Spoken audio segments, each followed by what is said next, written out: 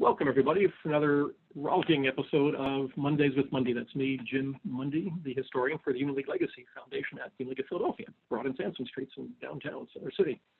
Did anybody ever wonder why City Hall was built just 2 blocks north of the League House, which came first, by the way? It opened in May of 1865.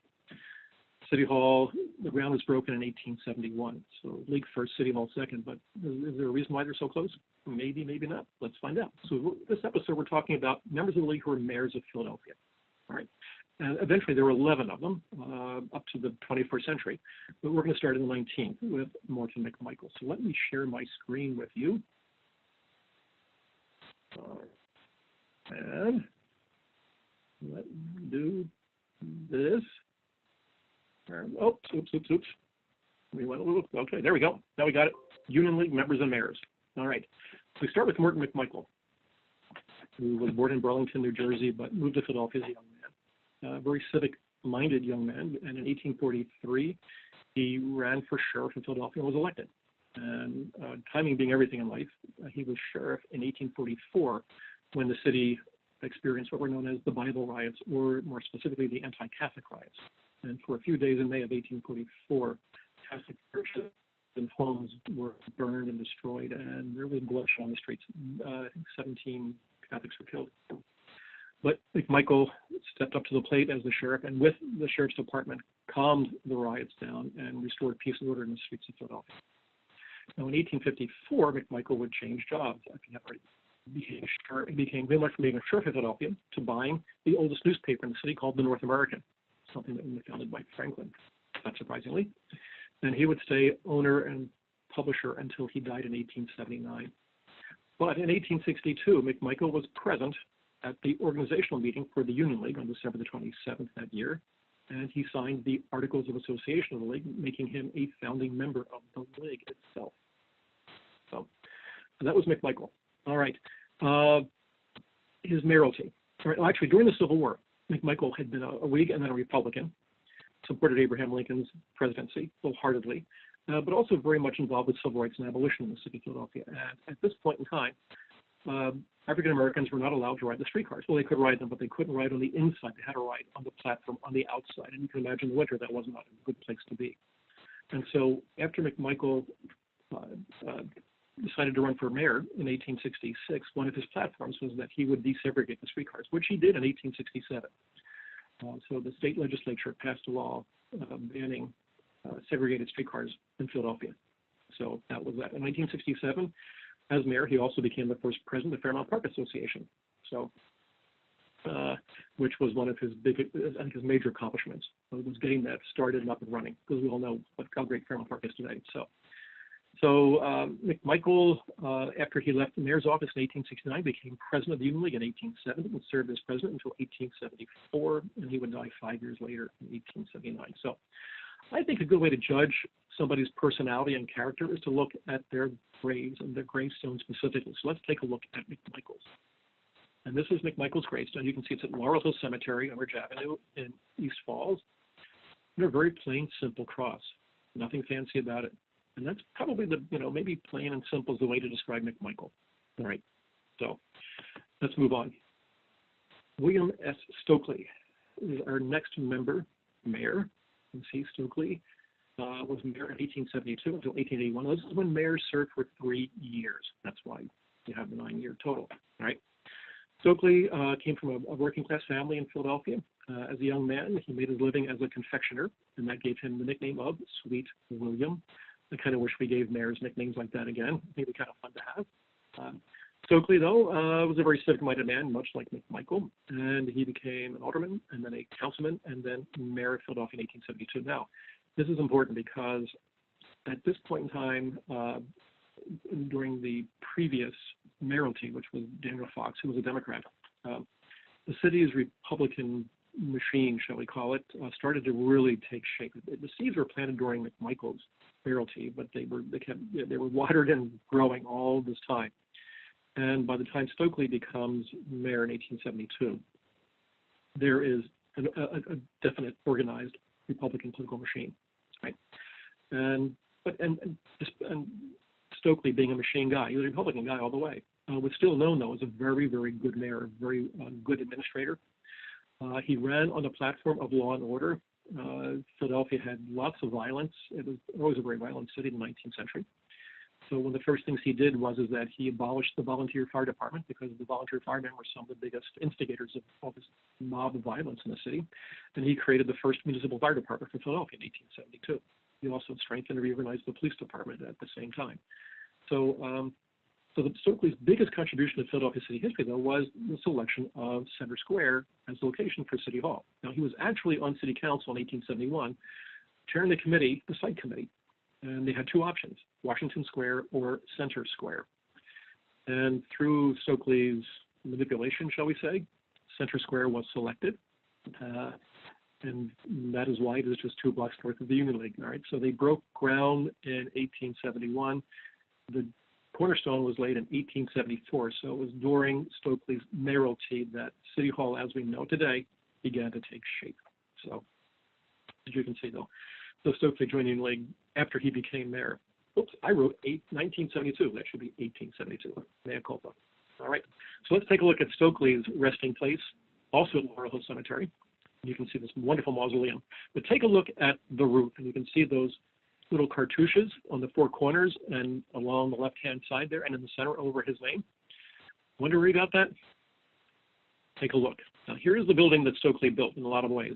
But look in the upper left-hand corner at that cupola, and that's the north facade of City Hall. Look at that cornicing, okay, beneath the flagpole. You can see those cartouches there along the top of the mansard roof. So there you go, all right? I wonder if the material at Stokely's mausoleum was made from materials from City Hall. But who knows? Because City Hall should have been built in 10 years for $10 million, and it took 30 years and $30 million in round numbers, if you will. And this is when graft really became a fine art in Philadelphia. For instance, the contractor for the marble for City Hall put in a bid of $5.3 million in 1871. It's a lot of money. And there was no bid for the contract. It was just automatically awarded. And then, not surprisingly, before Stokely left office after 9 years, the contractors gave him a new brownstone house in Center City, Philadelphia. So who's to say, all right? But anyway, but that was William S. Stokely. All right, so here we go. Let's move on. Edwin Fittler. All right, this is the beginning of the reign of the Edwins, because the next mayor was Edwin Stewart. So Fittler, again, young Philadelphian, went to work for the Philadelphia Cordage Works at the age of 23. Cordage is basically rope making and related products to ropes. And again, Philadelphia was a seaport and lots of ropes needed. And so you can imagine then how wealthy man Fittler became by the time he died. And actually, Fittler was good with his hands, became an inventor and created a number of machines to increase the productivity of his cordage works. So he would buy them at the age of 30 and name it the Edwin H. Fittler Company. So he became the owner of what would become one of the largest rope manufacturers in the country. All right. So that was that. That's Fittler. But what did he do? All right. So okay.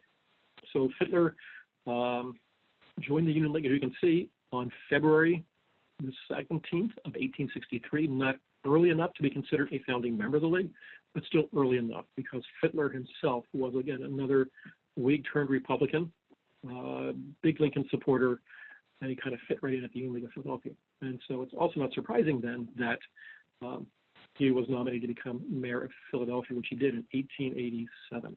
So now, we talked about graft a little bit. So the mayor before him, a fellow named Smith, was actually impeached, or they brought articles of impeachment against him in 1886 because Smith had his hand in the cookie jar, proverbially, and got caught. And so Fittler came in on a reform platform. Republicans had to clean up City Hall. And so Fittler was the man to do it, because he was that well respected in the city by all Philadelphia. And to the point where in 1888, while he was mayor of Philadelphia, the American presidential conventions took place that year because of the election. And at the Republican convention, he was nominated for president by the entire Philadelphia delegation, as well as others from Pennsylvania and around the country. He was that well thought of, both politically and managerially, I guess, if you will. So So that was so. Obviously, he declined because he never became president of the United States. That was Benjamin Harrison. So Fittler would become a president of the Union League as well in 1891 and served until 1892. So he would then die at his estate in the Torresdale neighborhood in 1896. And let's take a look at Fittler's resting place. And actually, first, this is the Cordage Works. They were in Bridesburg, as you can see, right? Again, pretty neat. You can see the Delaware River in the background because this is Bridesburg after all, and Bridesburg was one of the river wards. And then this is the Fittler plot, if you want to call it that, at Laurel Hill Cemetery. It is a circle, a big circle unto itself. And it has the largest, the tallest obelisk in all of Laurel Hill Cemetery. So now we know what Edwin Fittler thought of himself. Interesting, isn't it? I'm sure he earned it, though. All right, so our fourth and last mayor is coming up. And this is Edwin Stewart. And I like Stewart because Stewart became a bookstore owner. All right, so Stewart, at the age of 13, went to work for the Leary bookstore as a bookkeeper, right? How to help the family out. So never went back to school, never finished high school, never went to college. So he's 13 years old, and by 1876, at the age of 23, he would buy Leary's bookstore and become the owner of the country's largest and oldest antiquarian bookstore in the country. And even when I was a kid in the 60s, I still remember, actually late 50s, early 60s, I remember being taken to Leary's bookstore at 9th and Ramsted Streets, South 9th Street, just behind Gimbel's bookstore. So Stewart was a lifelong Republican. He was chairman of the State Republican Committee in 1882. He was elected to City Council in 1886.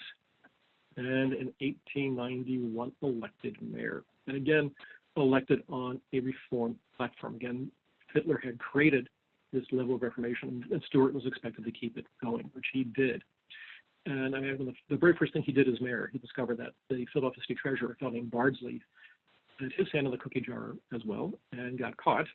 And so Stewart fired him, sued him, and then also had Bardsley sent to jail. So Stewart was serious about political reform in the city of Philadelphia, right? So that was the second half of the reign of the Edwins. So after leaving the mayoralty in 1895, Stewart would become, he's already a member of the League, actually the year he joined City Council, actually. And Stewart became a member, became president of the Union League in 1906. But in 1907, he was elected governor of Pennsylvania. And until Ed Rendell, he was the only mayor of Philadelphia to serve as both mayor and governor of the city of Philadelphia, the state of Pennsylvania itself. So he resigned from the presidency of the Union League, served out his term as governor, and then in 1919, 1921, went back to being president of the Union League of Philadelphia. So, and Stewart had a wonderful house on South Broad Street. But let's take a look at Leary's bookstore, and this is what it would have looked like. So that's 9th Street in front of us and Ramsted Street going off to the left. And even when I was a kid, I remember they had bookstores along the outside of the building, covered over by a tarp at that point. And this is the Stewart family plot at West Laurel Hill Cemetery, and that is Edwin Stewart's grave on the right-hand side, to the right of the urn. So that matches all the other ones in the family plot itself. Clearly, Stewart could have done something different, but didn't. So perhaps a little more humble man than our previous mayor, Edwin Fittler. So these are all good stories. They're all fascinating characters, and they were all members of the Union League. So I hope that was fun. So let me do this. Let me say thank you all for joining us again for what I hope was another fun episode of Mondays with Mundy. We'll try it again a week from now, right? And in the meantime, on behalf of the Union League Legacy Foundation, again, thanks for joining us. And everybody, we need to stay well, take care, and stay healthy, and stay safe. So see you in a week's time. Thanks very much.